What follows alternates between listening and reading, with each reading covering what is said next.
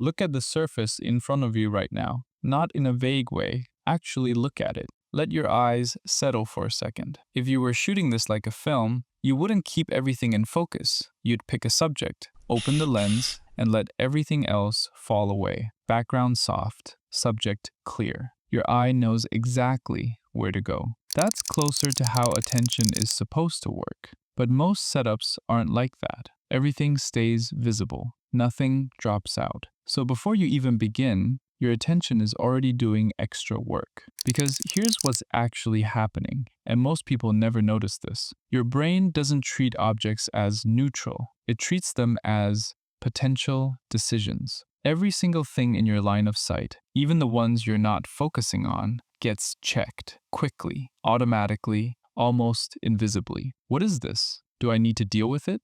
Is it finished? Can I ignore it? Should I remember it? You don't feel those questions happen, but your brain still runs them every time. So a desk isn't just a surface, it's a field of unresolved decisions. That paper you haven't gone through yet, a cable you meant to organize, a tab you left open just in case, a book you stopped halfway.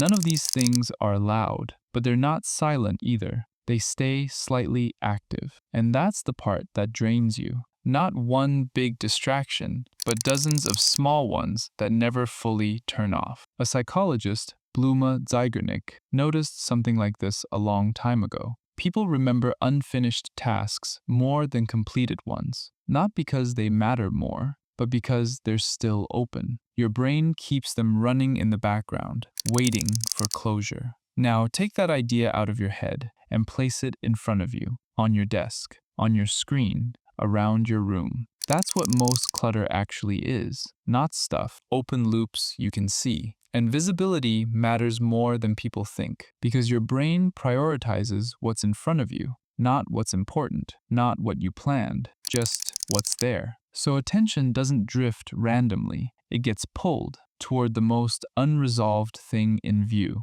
That's why your focus breaks in ways that feel irrational. You're working, then suddenly your eyes move. You check something, adjust something, click something. You didn't decide to do it, it just happened. That's not a discipline problem. That's your environment making decisions faster than you can. Most desks aren't designed, they just accumulate, one object at a time. Nothing gets removed, only rearranged. And organizing feels productive, but it doesn't solve the real problem. Because organized clutter still asks questions. Your brain still has to check it, still has to process it, still has to decide, ignore or act. So instead of trying to control your attention directly, look at what's competing for it. Try this. For the next couple of days, don't change anything. Don't clean, don't optimize, just watch. Give it about 48 hours. The first day doesn't count as much. You're aware, you behave differently. By the second day,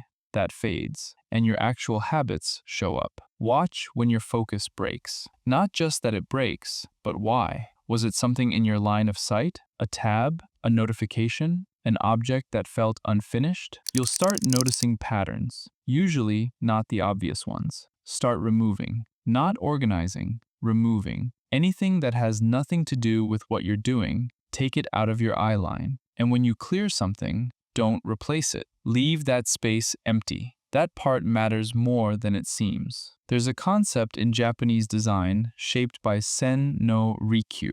It's often translated as empty space, but it's not just emptiness. It's space that's been left alone, on purpose. Before him, spaces were filled to impress. Objects everywhere, detail everywhere, nothing left unused. He stripped most of it away. What remained had a reason. Everything else was removed. Not for aesthetics, but for control over attention. Now we tend to do the opposite. Empty space feels wrong, so we fill it. But your brain doesn't treat those additions as helpful. It treats them as more things to evaluate, more things to keep slightly active. So leave the gap.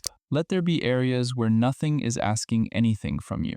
The same applies to your screen. If you're not using something, close it. Not minimize, close it. Because minimized is still visible to your brain, still unresolved, still there. After a few days, something interesting happens. You'll hit a difficult part of your work, and your brain will look for an escape, something easier. A tab, your phone, anything, and it won't be there. That moment feels uncomfortable, almost like resistance. Most people stop here. They think the setup isn't working, but that's not what's happening.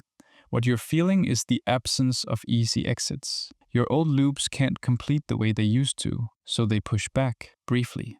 If you wait, it settles. Not perfectly, but enough. And here's the part most people never realize. You didn't become more disciplined. You just reduced the number of decisions your brain had to keep making. Before you leave this, look at your desk again. Find one thing in your eye line that has nothing to do with what you're about to do. Not important, not urgent, just unrelated. Move it out of sight. That's it. You didn't clean your space. You removed a decision.